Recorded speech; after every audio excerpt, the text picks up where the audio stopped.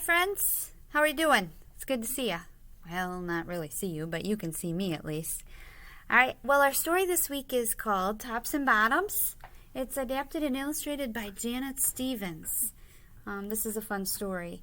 It says in this story, Hare tries to trick Bear. Does Bear deserve it? It's an animal fantasy, so it's a story with animal characters behaving like people. All right, here we go. Once upon a time, there lived a very lazy bear who had lots of money and lots of land. His father had been a hard worker and a smart business bear, and he had given all his wealth to his son. But all Bear wanted to do was sleep. Not far down the road lived a hare. Although Hare was clever, he sometimes got into trouble. He had once owned land too, but now he had nothing. He had lost a risky bet with a tortoise and had sold all of his land to Bear to pay off his debt. Hare and his family were in very bad shape. "The children are so hungry, Father Hare. We must think of something," Mrs. Hare cried one day. So Hare and Mrs. Hare put their heads together and cooked up a plan. The next day Hare hopped down the road to Bear's house. Bear, of course, was asleep. "Hello, Bear, wake up. It's your neighbor Hare. I have an idea." Bear opened one eye and grunted. "We can be business partners," Hare said. "All we need is this field right here in front of your house. I'll do the hard work of planting and harvesting, and we can split the profit right down the middle. Yes, sir, Bear, we're in this together.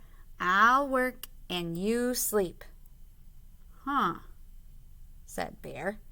"So what will it be, Bear?" asked Hare. "The top half or the bottom half? It's up to you. Tops or bottoms?"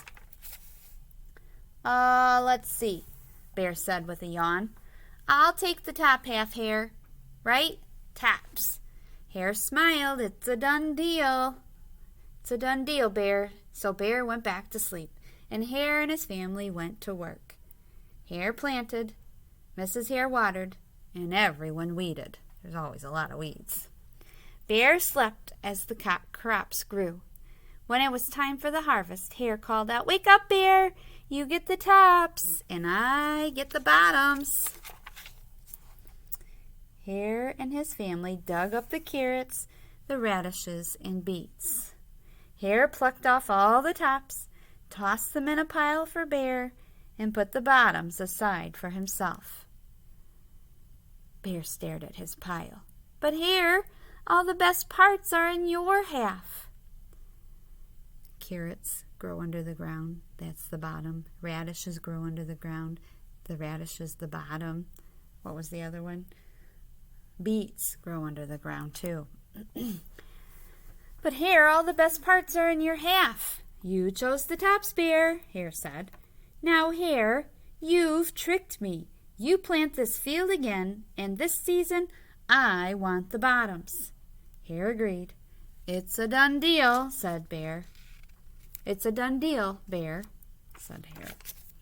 So Bear went back to sleep, and Hare and his family went to work. They planted, watered, weeded. Bear slept as the crops grew. When it was time for the harvest, Hare called out, "Wake up, Bear! You get the bottoms, and I get the tops."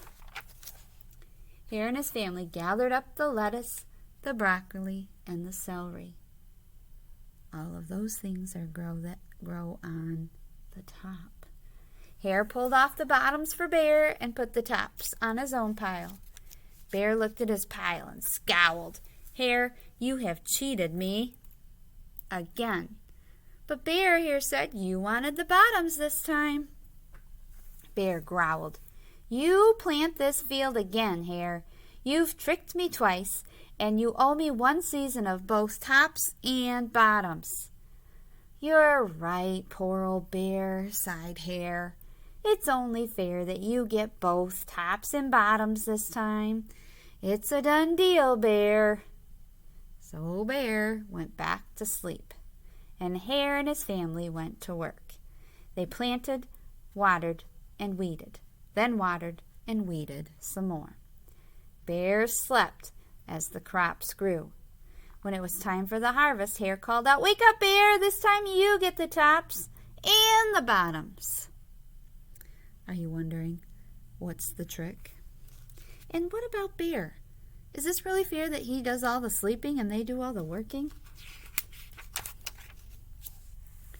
There in front of Bear's house lay a high field of corn. Hare and his family yanked up every cornstalk. Hare tugged off the roots at the bottom and the tassels at the top and put them in a pile for Bear. Then he carefully collected the ears of corn in the middle and placed them in his own pile.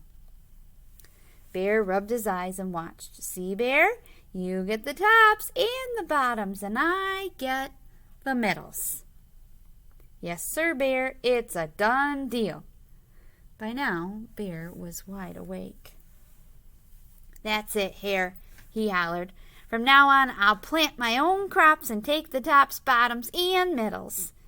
Hare and his family scooped up the corn